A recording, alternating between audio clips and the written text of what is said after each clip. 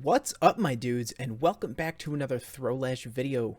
Today we're going to be going over something really cool.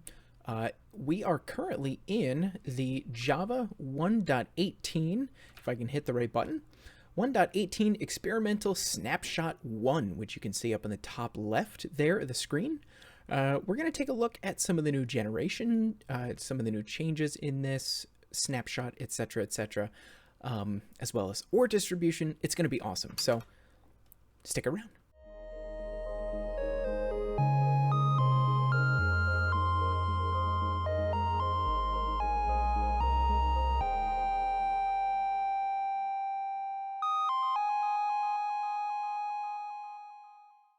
Like I said, the Java 1.18 experimental snapshot number 1 is out, and what we're going to do today is just kind of roam around a random seed in this and check out some of the changes. I'll throw a picture on screen of what some of the new changes are, and I think we're actually in one right here. If I pull up the F3 screen, let's see, yep, Biome Minecraft on the left side of the screen.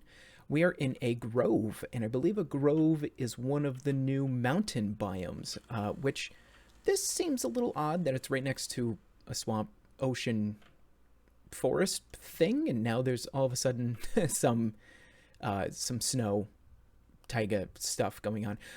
This is all very experimental. None of this is set in stone, but I just wanted to go around a little bit of this with you folks today.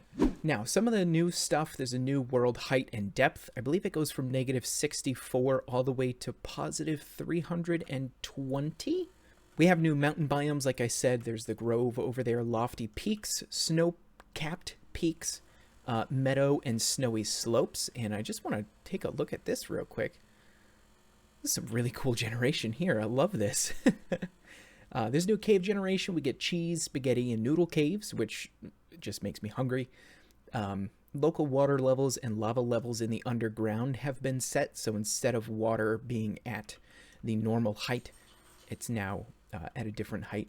We get new cave biomes, lush caves and dripstone caves, naturally underground. They also generate inside mountain biomes. Natural variation in terrain shape and elevation, so forests and deserts could form on a hill without needing a special biome just for that, which is pretty awesome. Ooh, it looks like a new type of ravine or something. Oh no, it's one of those new caves. Very neat. We'll go down there in just a second. There's a new ore distribution, and when we get to that, I'll put that on the screen. There's large ore veins, which if you haven't heard about those, they're pretty awesome. More or less, when an ore vein spawns, there's a chance that it's just huge and you get tons and tons of ore. Integrated mountain caves and cave entrances, which we'll hopefully see that today. I think that might be what this is. And then monsters are only going to spawn in complete darkness, which I think means monsters only spawn at light level 0, but we'll test that too.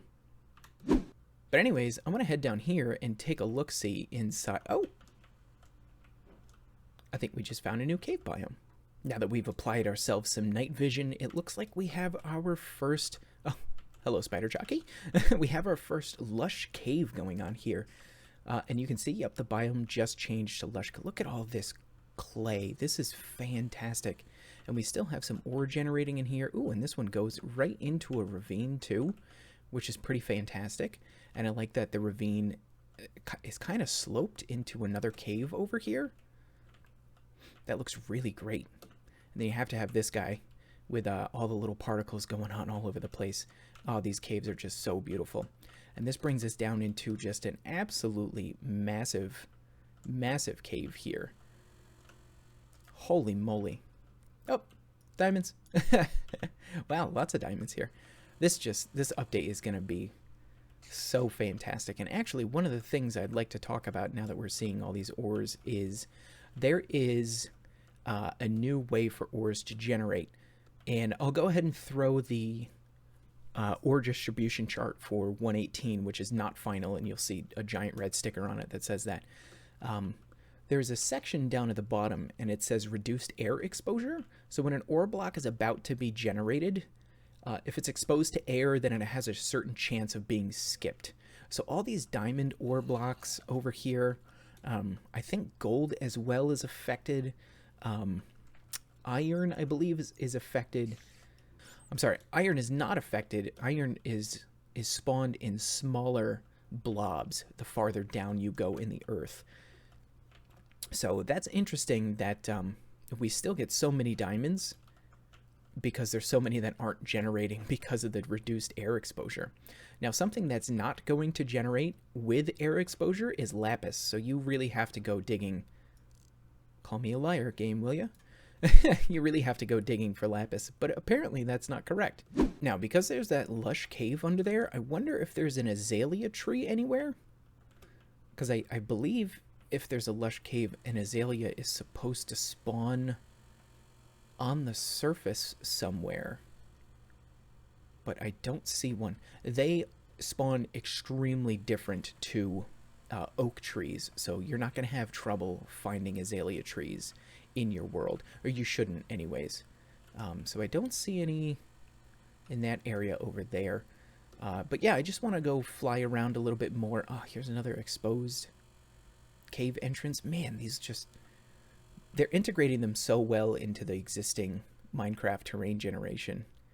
And that was something that I was concerned with, is the entire overworld is going to change and be different, and they're doing a good job to make it not so different. Oh, here's an azalea tree. Look at that.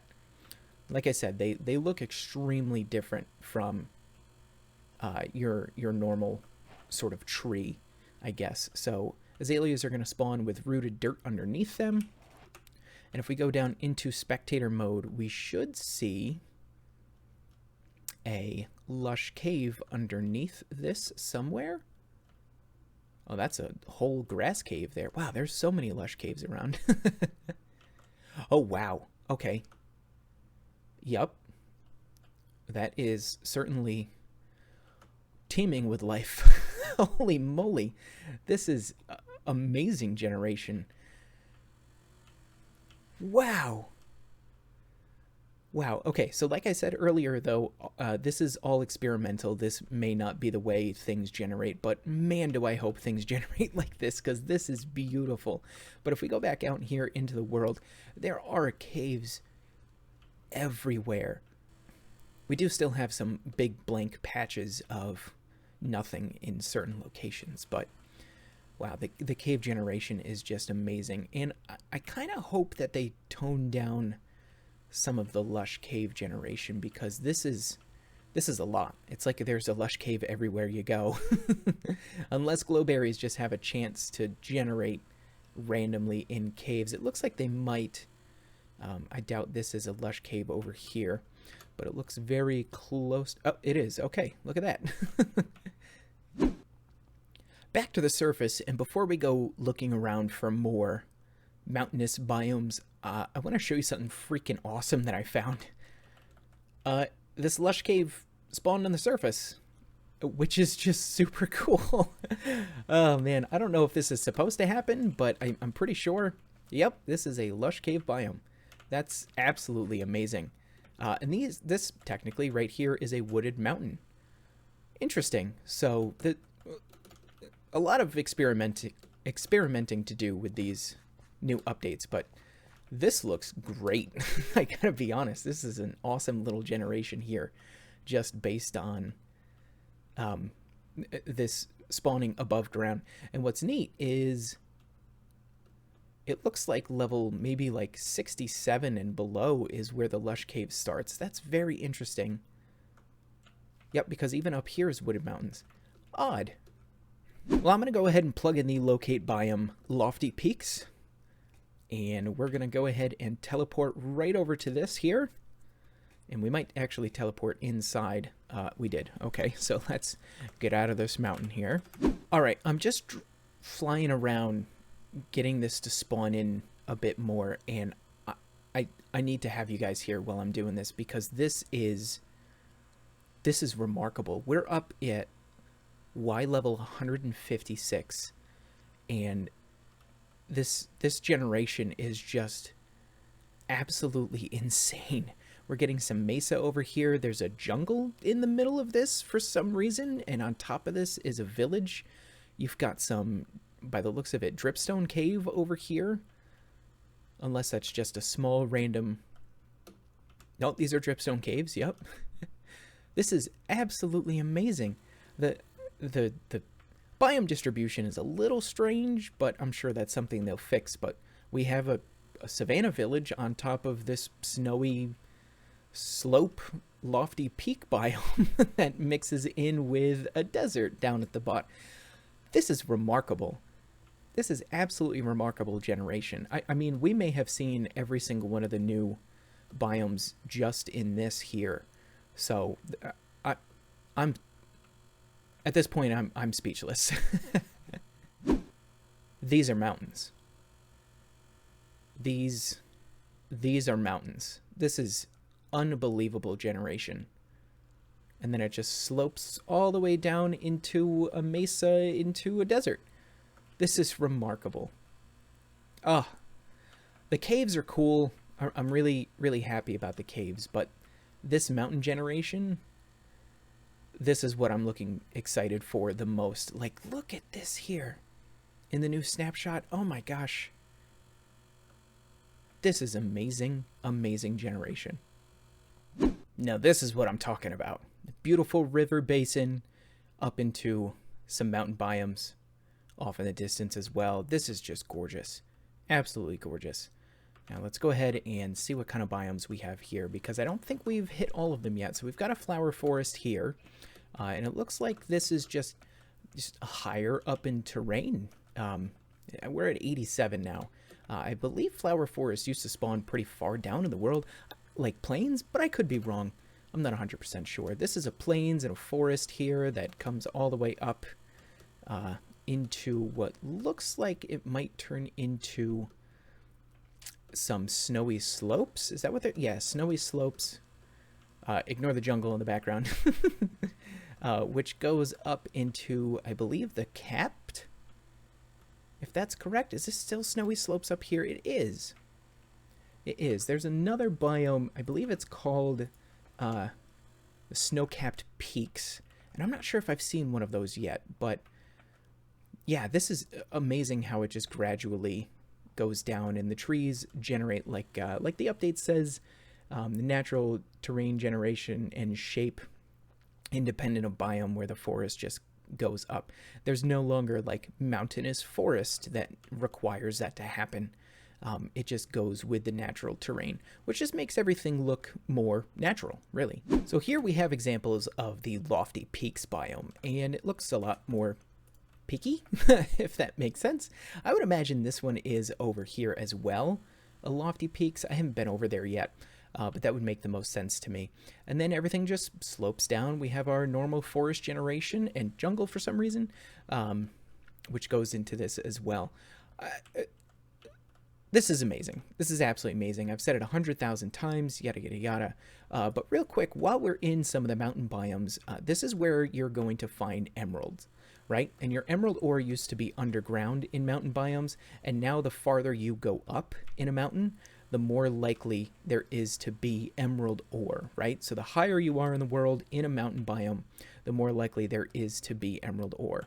Now, according to the ore distribution chart, emerald ore does not have the reduced air exposure, so you could find it just sitting in just like coal there or on the side of a mountain, etc.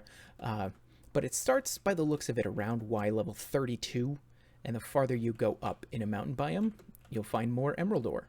Now, with emerald ore, things that you can find higher in the world are things like iron.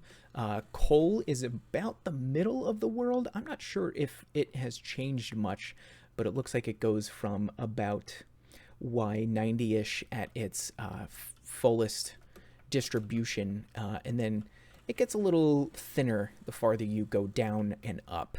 I believe it stops at about 0, so you shouldn't find coal anywhere under 0 in the world. Again, this is experimental. That might not be the case always. Iron you will find more of the farther you go up in mountains. Coal does have reduced air exposure. It's reduced, it's not completely 0. Iron does not, so you should be able to see iron just absolutely anywhere, although I'm not seeing any of it right now. And then as you go farther down in the world, that's where you obviously get your more precious materials, such as lapis, and you'll see some iron down there, diamonds, gold, etc., etc. Oh, and copper as well. So copper is going to be from about 0 to about 96.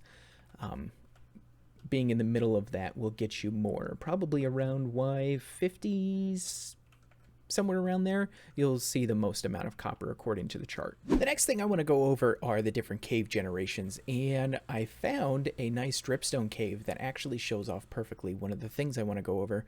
This is, I believe, one of the new cheese caves, which is like giant holes in Swiss cheese that just go on forever and form into other holes and all that sort of such. If you haven't seen Swiss cheese before, Google it. You'll understand what I'm talking about.